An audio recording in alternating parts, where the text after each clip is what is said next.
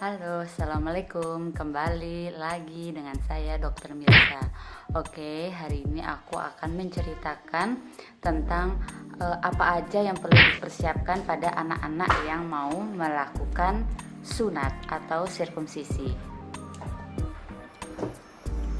Sini sebentar sayang.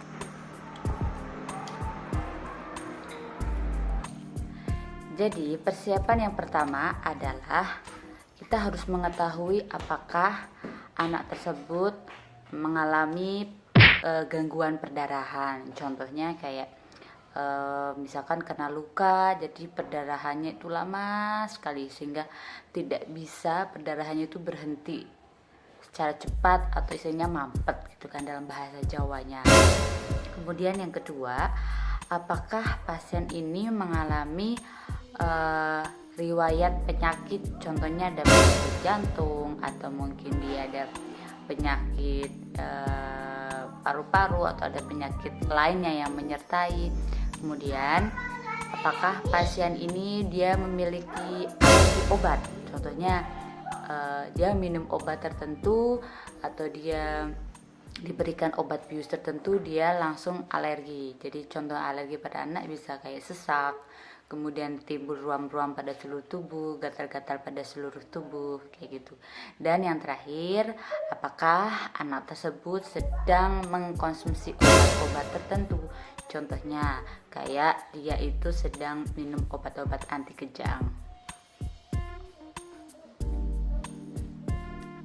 Kemudian yang kedua adalah pada anak-anak yang masih bayi atau neonatus. Jadi kapan mulai dia bisa dilakukan sirkumsisi, yaitu ketika bayi itu sudah aterem atau saat dia hamil ibunya, jadi sudah lebih dari 9 bulan lahir, itu boleh. Kemudian persiapan yang selanjutnya yaitu membersihkan area pada bagian penis atau kelamin. Contohnya kalau ada rambut kemaluan itu dibersihkan dulu gitu. Yang selanjutnya adalah mengosongkan kandung kemih atau anak-anak disarankan untuk buang air kecil terlebih dahulu. Selanjutnya yaitu mencuci daerah kemaluan baik dengan sabun lalu dengan air yang mengalir.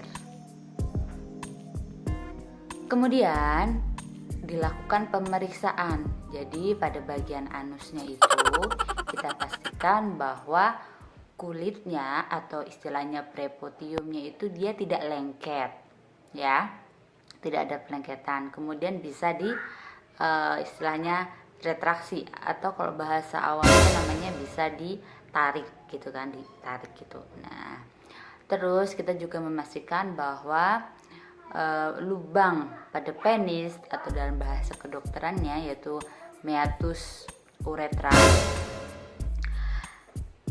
itu dia berada pada ujung, ya, berada pada ujung. Jadi soalnya kan ada beberapa kelainan yang dia itu ujung penisnya itu dia berada pada bagian bawah, bahkan sampai ke bagian skrotum, bahkan ada juga yang pada bagian atas. Itu adalah contoh-contoh kelainan kayak gitu. Jadi kita memastikan bahwa tidak ada pelengketan pada bagian kulitnya, prepotiumnya, kemudian bisa ditarik ke belakang, dan juga kita pastikan ujungnya dari si penis itu atau meatus uretranya itu ada di ujung. Selanjutnya adalah informed consent. Jadi pada anak-anak yang di bawah 18 tahun kita bisa memberikan arahan kepada anak tersebut, orang tua atau wali, karena kita juga harus memberikan ada manfaatnya, kemudian apa resikonya jadi dilakukan sirkumsisi atau sunat kayak gitu.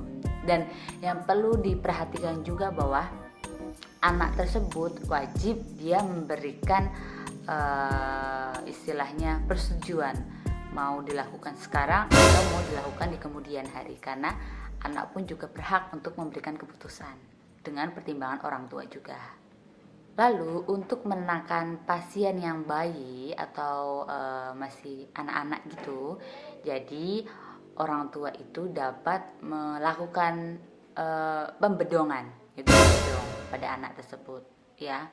Kemudian orang tua juga dapat memberikan ASI atau istilahnya larutan gula, baik itu susu dan sebagainya, itu setengah jam sebelum dilakukan sirkumsisi atau sunat. Dan yang terakhir,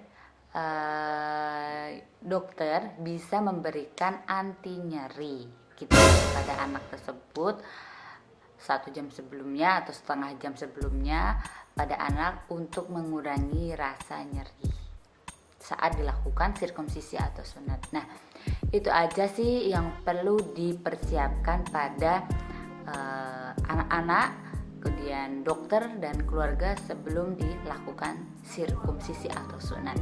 Semoga ilmu ini bermanfaat dan kalian juga tidak perlu khawatir bahwa kita juga akan memberikan manfaat dan resikonya yang lebih baik jika tidak dilakukan sunat.